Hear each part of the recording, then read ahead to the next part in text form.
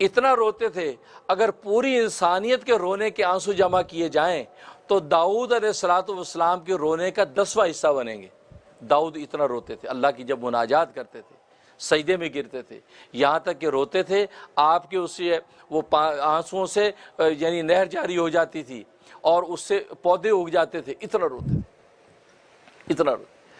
فرمایا کہ داؤد کے آنسو جمع کیے جائیں اور ساری انسانیت کے آنسو جمع کیے جائیں تو آدم علیہ السلام کے آنسوؤں کا 10واں حصہ نہیں بنتے۔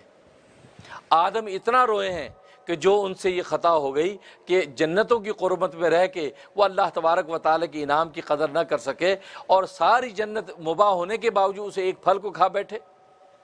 تو بس یہ صدمہ کہ میں کتنی بڑی خطا کی اور روئے، اتنا 300 سال تک روتے رہے اور صدمے سے جب وہ سر نہیں اٹھایا۔ تو یہ اس کے بعد جب یہ سلسلہ چلتا رہا تو ایک مرتبہ آدم علیہ السلام نے 300 سال کے بعد سر اٹھایا تو آسمان پہ لکھا دیکھا لا الہ الا اللہ محمد الرسول اللہ صلی اللہ علیہ وسلم، یہ کلمہ دیکھا، جیسے دیکھا فوراً سجدے میں گر گئے اور اللہ تبارک و تعالیٰ سے دعا کی، اے رب ذوالجلال، یہ شخصیت جس کا نام تیرے نام کے ساتھ ہے محمد، اس محمد کے صدقے و طفیل سے تو مجھے معاف کر دے۔ اللہ اکبر، اللہ اکبر۔ دیکھو سب سے پہلے دعا کا وسیلہ آدم نے پیش کیا۔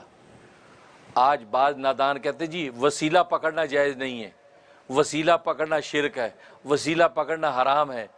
پہلا وسیلہ پہلے نبی ابو الانبیاء آدم علیہ السلام نے سب سے پہلا وسیلہ محمد صلی اللہ علیہ وسلم کی ذات کا پکڑا کہ محمد کے صدقے اور طفیل سے اللہ میری دعا قبول کر لے، یہ بات کی۔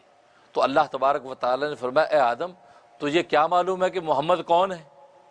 تو کہا کہ مجھے معلوم تو نہیں کہ کون ہے، لیکن یہ معلوم ہے کہ جس کا نام آپ کے نام کے ساتھ ہے وہ یقیناً آپ کی نظر میں وہ بہت محبوب و برگزیدہ شخصیت ہے، بہت اونچی شخصیت ہے، اس وجہ سے میں اس محمد کا واسطہ پیش کر رہا ہوں۔ اس پر اللہ تبارک و تعالیٰ نے فرمایا آدم تم نے بالکل صحیح سمجھا، یہ تیری ذریت میں سے نبی آخر الزماں ہے، تیری ذریت میں جو انبیاء آئیں گے ان میں آخری نبی جو ہے نبی آخر الزماں یہ محمد ہوگا اور یہ میرے لیے سب سے زیادہ محبوب ہے۔ اور فرمایا آدم اگر میں نے اس کو پیدا نہ کرنا ہوتا تو آدم میں تجھے بھی پیدا نہ کرتا، میں نے تجھے پیدا اس لیے کیا ہے کیونکہ مجھے محمد کو پیدا کرنا تھا، اور تیری نسلوں در نسلیں جب یہ سلسلے چلیں گے تو آخر میں چونکہ محمد کو پیدا کرنا مقصود تھا اس لیے میں نے تجھے بنایا۔ اس سے اندازہ کریں سرکار دو عالم صلی اللہ علیہ وسلم کا مقام۔ اب یہ گفتگو اتنی ہوئی ہے فوراً جبرائیل آسمانوں سے اتر آئے، کہا کہ آدم اوہو کاش یہ وسیلہ جو تو نے ابھی پیش کیا ہے اگر یہ وسیلہ اس وقت جنت میں پیش کر دیتا تو اللہ تبارک و تعالیٰ تیری توبہ جنت میں قبول کر لیتا۔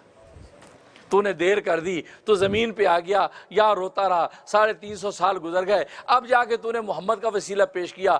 جب جنت میں اللہ نے عتاب کیا تھا اسی وقت اگر یہ وسیلہ پیش کر دیتا تو اللہ تجھے وہی معاف کر دیتا۔ تو ہمارے لیے تو قبولیت دعا کے لیے اس سے بڑا موقع کیا ہے؟ تبھی تو نبی پاک فرماتے ہیں کہ جب دعائیں مانگو تو اپنی دعاؤں کے شروع اور آخر میں مجھ پہ صلاۃ و سلام پڑھو، اس لیے کہ صلاۃ و سلام ایسی عبادت ہے کہ یہ اللہ تبارک و تعالیٰ رد نہیں کرتے، اللہ قبول کرتے ہی کرتے ہیں، اور یہ ہو نہیں سکتا کہ تمہاری صلاۃ و سلام اللہ قبول کر لیں اور اس کے اندر جو تمہاری دعا ہے اس کو قبول نہ کریں۔ اللہ کی رحمت سب کو سمیٹ کر قبول کر لیتی۔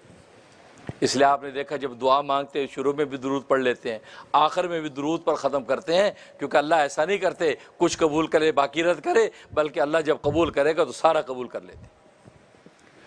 تو فرمایا کہ اس محمد کے وسیلہ اور واسطے سے مجھے معاف کر دے۔ تو اب اللہ تبارک و تعالی نے معافی کے لیے کلمات خود مہیا کیے۔ اچھا تو ٹھیک ہے معافی نامہ لکھو، جیسے دنیا میں بھی معاف کرنے والا آقا خود اگر نوکر سے کہا اچھا تمہیں معافی مانگنی ہے تو یوں اچھا پھر یہ لکھو، یہ معافی نامے، یہ خود الفاظ بتائے کہ یہ معافی نامہ لکھو، وہ لکھ دے اور سائن کر دے جو معاف کر دیا۔ تو اللہ تبارک و تعالی وہی لطف عنایت کی، آدم میں تجھے کلمات بتاتا ہوں معافی کے لیے، وہ کلمات تو پڑھ تو میں تجھے معاف کر دوں گا۔ اور وہ کلمات کیا ہے؟ ربنا ظلمنا انفسنا وان لم تغفر لنا وترحمنا لنکونن من الخاسرین۔ آدمی الفاظ کہنا تیرا کام ہے، معاف کرنا تیرے رب کا کام ہے۔ اللہ اکبر، اللہ اکبر۔ اس کو کہا قرآن نے فَتَلَقَّى آدَمُ مِن رَبِّهِ کلمات، کہ لے لیا آدم علیہ السلام نے اپنے رب سے معافی کے کلمات۔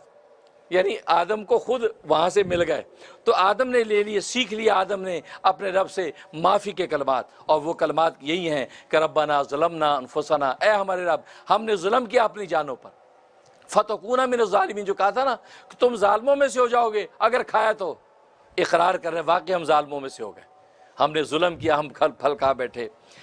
ظلمنا انفسنا وَإِن لَّمْ تَغْفِرْ لَنَا، اب اگر تو نے ہمیں معاف نہ کیا، وَتَرْحَمْنَا، اور ہم پر تو نے رحم نہ کیا، تو لَنَكُونَنَّ مِنَ الْخَاسِرِينَ، تو ہم ضرور بضرور نقصان اٹھانے والوں میں سے ہو جائیں گے، ہم خائب و خاسر ہو جائیں گے۔ رب ذوالجلال آپ اب ہم مجھے معاف کر دیجیے۔